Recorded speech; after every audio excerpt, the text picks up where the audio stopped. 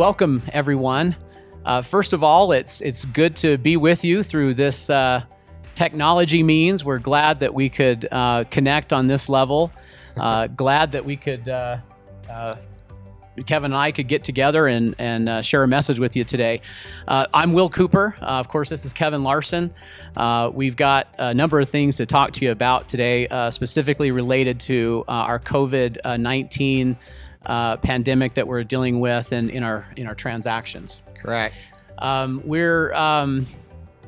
First of all, everyone, I hope you're staying safe and following all the CDC guidelines that we've heard so much about. Please take them seriously. Know that as a leadership team, and Kevin and I, we love you. We're concerned about our safety and our health, as everyone should be.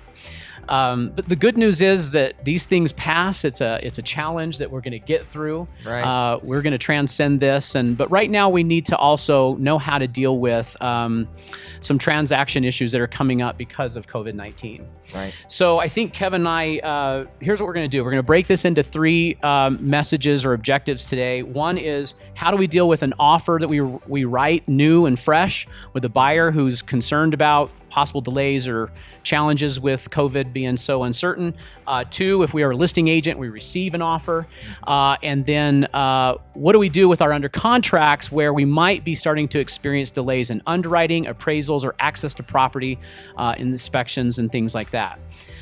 There was recently, last week, Kev, what date did UAR release that COVID-19 addendum? Was it Well, I think Monday, technically Tuesday? they released it on Friday, but an advanced draft copy went out Wednesday or Thursday that we got a peek at, and then they finalized that, so I think it came out Friday. Yeah, so we, first of all, folks, I think it's important to understand that we were concerned about the language in that addendum. Frankly, I'll predict it's probably going to be modified, but we as a leadership team, Chrissy, our principal broker, Steve Sr., first put eyes on that with Kevin Larson and had some serious concerns. So on behalf of the entire leadership team, we immediately got into action to try and come up with a better solution, and I think we've done that with the help of Mark O'Brien, our attorney. We've worked with our company attorney to really kind of make sure that there weren't unintended consequences. That was one of the things that we saw as a problem with the UAR form,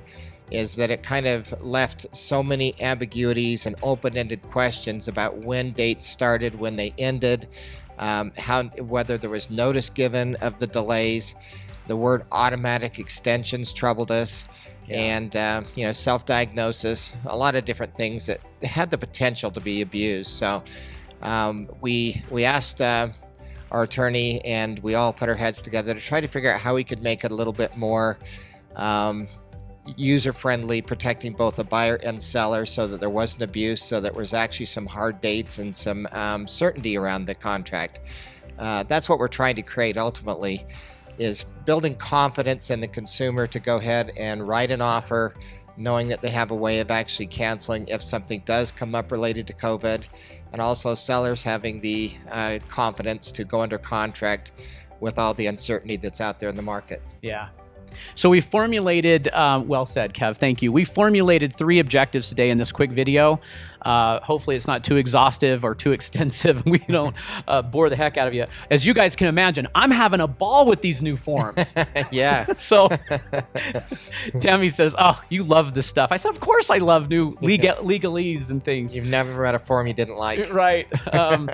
So we're going to talk about how we deal with the offers that we receive, writing an offer, and the under contracts. Also, we're going to dive into the form specifically. So, by the way, thank you, Tyler Davis, for being our video editor and videographer today.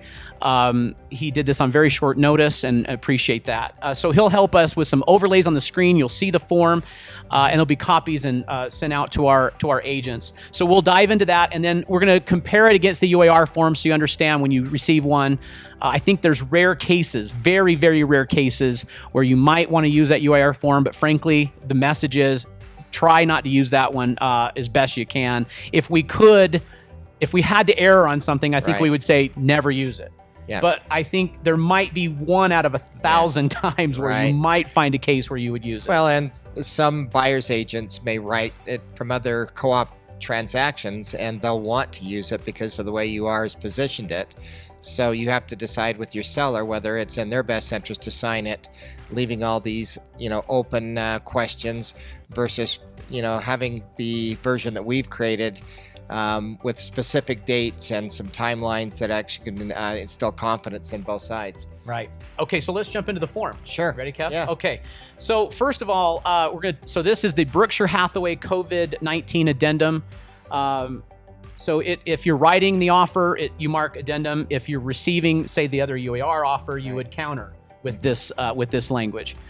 So first paragraph is our reason and our why. Those have been in coaching or sales meeting. You remember how important it is to explain the wisdom behind why we're doing this. So we're going to have a term that we will probably all become very familiar with. 2020 will be the year of the force majeure. This is a contractual concept where we have act of God or force majeure are sometimes found in contracts. We don't have that in our state REPC. So we're creating some language and contractual terms around what if this happens, and we just so happen to have a force majeure. Yeah. So word of the day. Yeah, force majeure. Everyone's going to be saying it. So the first paragraph is to explain what that is. Just highlight a few things here. It is items that are beyond our control. So the parties beyond their control. Performance of the contract is impossible and impractical. The current worldwide COVID-19 pandemic has created unprecedented impacts on real estate transactions. This could cause limited travel, self-imposed or government required isolation, or closing of offices. So this may make it hard to fund, close, or record real estate transactions. So that generally creates this force majeure, and then specifically we've got the virus COVID-19 that is the specific thing we're dealing with now. So Kev, do you want to explain maybe the next paragraph on what? Sure. Okay, so we'll now go to paragraph 2. Yeah, just so you know, our UAR representatives and are working hard to try to make sure that real estate and title companies, lenders are deemed necessary and can continue to operate so that we don't have these shutdowns, but that may change. So we may be back next week with an entirely different situation, but Right. The first paragraph contemplates those items, okay? COVID-19 delays, the buyer and seller are agreeing that due to the current spread of COVID-19, there may be unanticipated delays or render the REPC impossible or commercially unreasonable for buyer and seller to perform under their contractual obligations. And these goes through and it lists some of the items.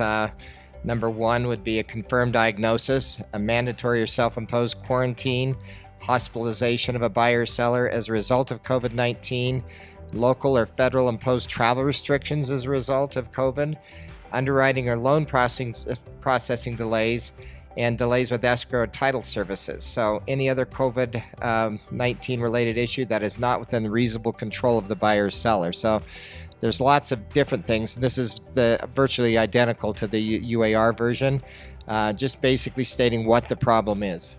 Okay?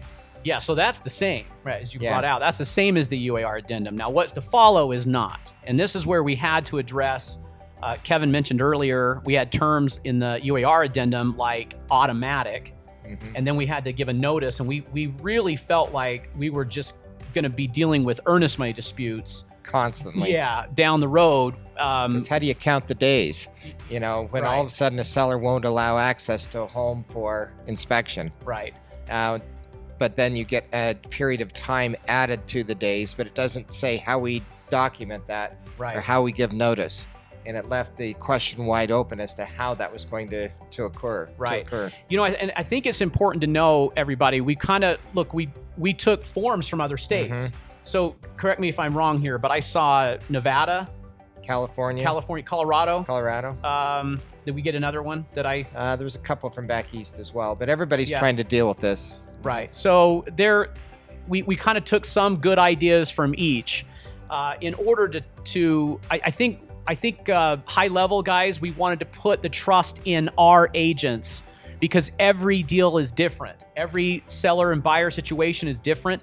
So that's why this term automatic was scary to us to put that out there. But I know we can trust our Right. Berkshire agents to get this right. Yeah. We've been saying that all the way through the process. So I think you'll like the pivot on an emphasis here. So 2, 3, and 4 are REPC deadlines. The first one is due diligence. So let's go through that. The extension of due diligence deadline applicable first notice only if completed and initialed by buyer and seller. So each of these sections could be individually accepted by buyer and seller. You don't have to accept them all. You could take this form and only agree to, say, Section 2 or only agree to Section 3. Correct. So in the event the buyer is unable to conduct due diligence due to COVID-19 during the buyer due diligence period, then the due diligence deadline may be extended by no more than, and this blank would be written out, let's say we did 2 weeks. So we would write 14, and then we would put the number in the parentheses. So that's what the blank is. So whatever works there, it's 7-day, it's extension, 10-day, 3-week extension, whatever may be best for whatever the environment is at that time. So it allows for some flexibility. But it also requires written notice, which is different from the UAR form, which is basically didn't provide for any notice in it. Right, and to Kevin's point here, so what section of the REPC deals with notices and how we count days? Uh-oh, you knew Will would do this. It's a test by video, right, Ty? So it's section 21 and 18. So that's how we deal with what days are and what deadlines are, and how we give notices, so they have to be in writing. Notice, guys, that it's prior to. So if a buyer is running into a problem with conducting inspections for a variety of the reasons that we've already stated, before that deadline, they must notice the seller in writing prior to the deadline expiring. Otherwise, there's no extension. Everybody got that? Yep. Yeah. Clear. Okay. So do you want to take number 2? 3, you mean? I'm sorry. Yeah. Number So 3. number 3 is extension. Again, it's not automatic, but buyer and seller can agree to extension of the financing and appraisal deadline if completed, initialed by buyer and seller. And so in the event the buyer is unable to conduct an appraisal due to COVID prior to the buyer's financing and appraisal deadline, then the financing and appraisal deadline may be extended again by no more than the date and with written notice. And again, this has to be done prior to the financing and appraisal deadline. So there's actually some limits to somebody actually using COVID as a way for non-performance. There's just been a few cases we've heard where appraisers are not able to get in the house because the seller's quarantined there. Or if the appraiser himself is quarantined, it could, there are other, there's domino effects here. So there's a variety of things that could fall under that, again, prior to extend. Yep. So we're kind of pre-agreeing. Can you kind of see the nature and theme of this? Is we pre-agree that if COVID affects my transaction, I'll notify you before the deadline, and we've already agreed to what the extension is going to be. Correct. Yeah. Rather than having it just open-ended and nobody knowing when the party's expected to move forward. Yeah, and I think we actually put some definitions behind it and some time limits so that the seller and buyer can feel more confident in how the transaction is supposed to move forward, and it gives them the right to adjust as needed based on their circumstances. Right, which could change. Yep. So look, if we come up to another time, we could make another adjustment if we need to. All right, let's do 4 then. Section 4. So the section 4 is settlement deadline. Again, on or before we would pre-agree to how many days that we would extend this. Okay, now this one has some twists on it, and we talked to Mark O'Brien again this morning about this section, so let's make sure we get this one right. Let's start off with the first sentence, buyer or seller, but not both. So one party is going to exercise this right to extend, okay? So when they do that, then they're staking claim to the right. They're saying, okay, then that's my right to extend, and I can only do it one time. So let's go through this. Buyer and seller, but not both, shall have the right to extend the settlement deadline one time only due to COVID-19 up to, and then we can decide how many days. Again, same structure, by providing written notice to the other party on or before settlement deadline.